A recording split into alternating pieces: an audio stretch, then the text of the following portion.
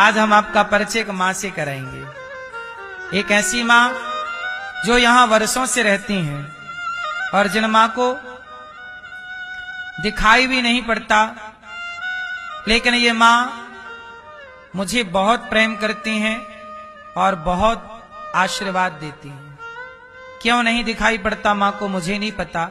जब ये माँ यहाँ रहने के लिए आई तब भी इनकी आंखों में नहीं दिख रहा था। हमने बहुत डॉक्टरों से बात की, प्रयास किया कि शायद इनकी रोशनी लौट आए, लेकिन नहीं लौटी। मैया कैसी हो मेरी माँ? मैं ठीक हूँ मेरे लाल, बिल्कुल ठीक हूँ, खुश हूँ। इस तरफ हूँ मैया, आपके इस तरफ। आप इधर? हाँ हाँ, इसी तरफ। अच्छा जी। कैसी है मैया, खुश हैं? हाँ महाराज, मैं बहुत खुश हूँ मेरे बच्चे, बहुत खुश हूँ। जुग जुग जियो मेरे लाल। मैं परमात्मा से यही दुआ करती हूँ, मैं परमात्मा को रोज सवेरे उठ के पूरी दुनिया का भला मैं कहती हूँ, परमात्मा अनिरुद्ध भैया जैसा तो मेरे को मेरा बच्चा हो और मेरी भी उम्र मेरे बच्चे को लग जाए, मेरे बच्चे को लग जाए। मैं उसको हमेशा खुश, मेरा बच्चा राजी भैया रहे। आपको दिखता क्यों नहीं है? कब से नहीं दिखता?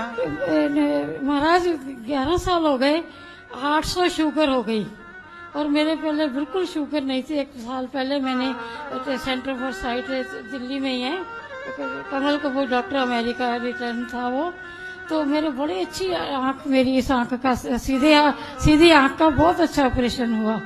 लेकिन इसके बाद 1 साल बाद पता ही नहीं शुगर का, वही 800 850 शुगर, मैं बेहोश होके गिर गई। उसने अटैक सिर्फ सीधे मेरी आंखों पर ही किया। कोई डॉक्टर, मेरे भाई अमेरिका से आए और जलंधर ले गए, लुधियाना ले गए, अमृतसर ले गए, दिल्ली का कोई डॉक्टर मेरे आदमी ने नहीं छोड़ा, गंगानगर ले गए, हर जगह ले गए। उस समय आपके पति थे?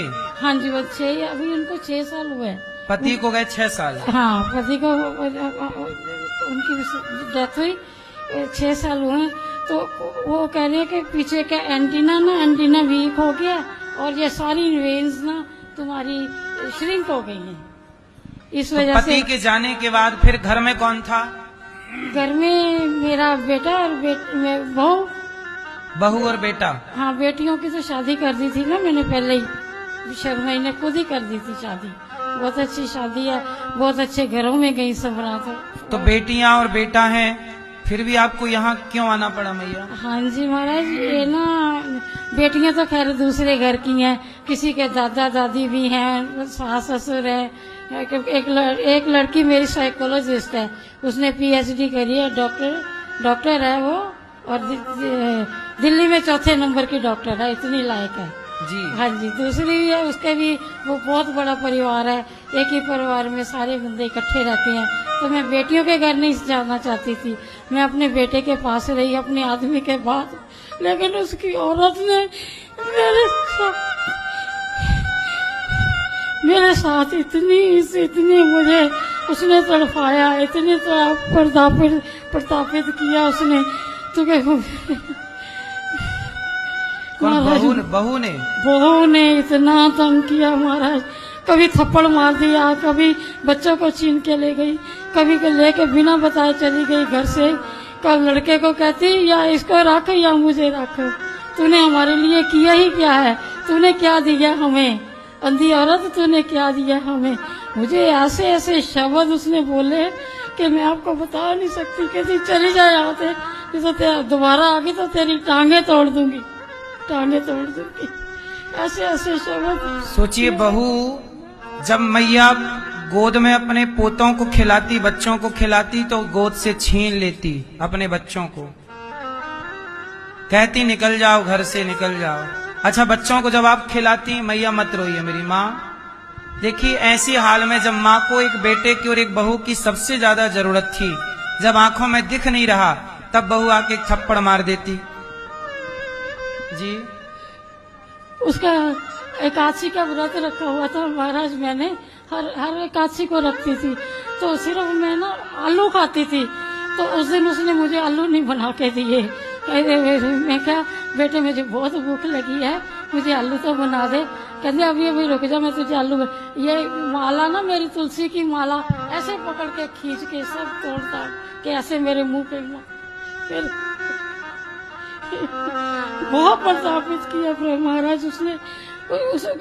उसका तो मैं नाम भी नहीं लेना चाहती अब आपके यहाँ आके मुझे। कोई बात नहीं मैया, तो बेटा ने रोका नहीं, ये सब कर रही थी बहू तो?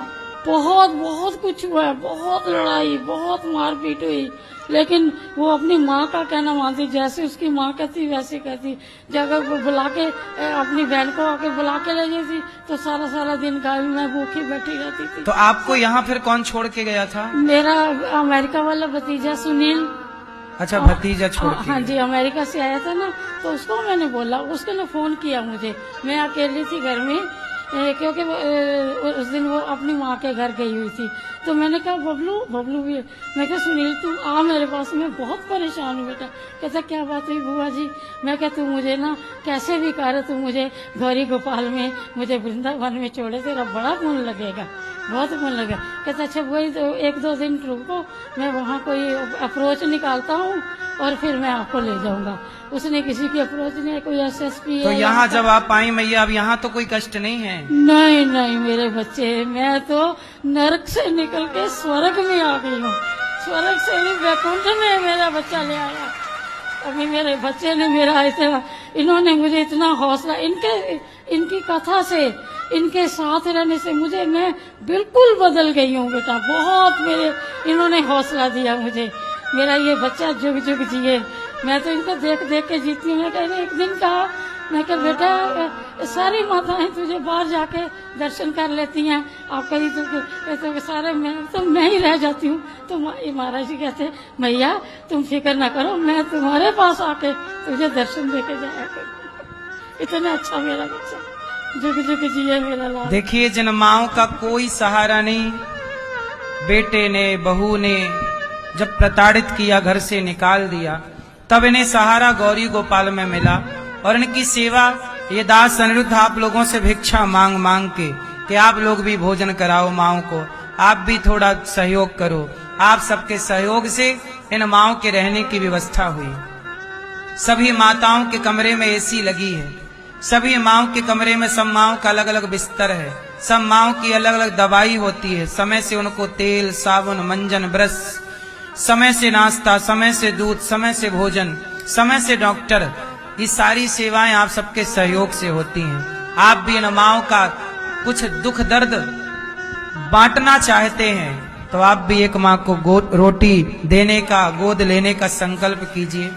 आप भी किसी एक माँ का बेटा बनकर, बेटी बनकर आप भी सहयोगी बन सकते हैं। मुझे नहीं पता कि ईश्वर ने किस योग को बनाया है, पर जब अपनों ने सताया मैया के, देखे अपनी बहू ने जब उन्हें प्रताड़ित किया तो इन्हें सहारा गौरी गोपाल में मिला। भगवान सबको सहारा देते हैं, सहारा सबको देने वाले भगवान हैं। आप भी इस यज्ञ में, सेवा के सहयोग के यज्ञ में कुछ देने योग्य हैं तो नाम जरूर लिखाइएगा।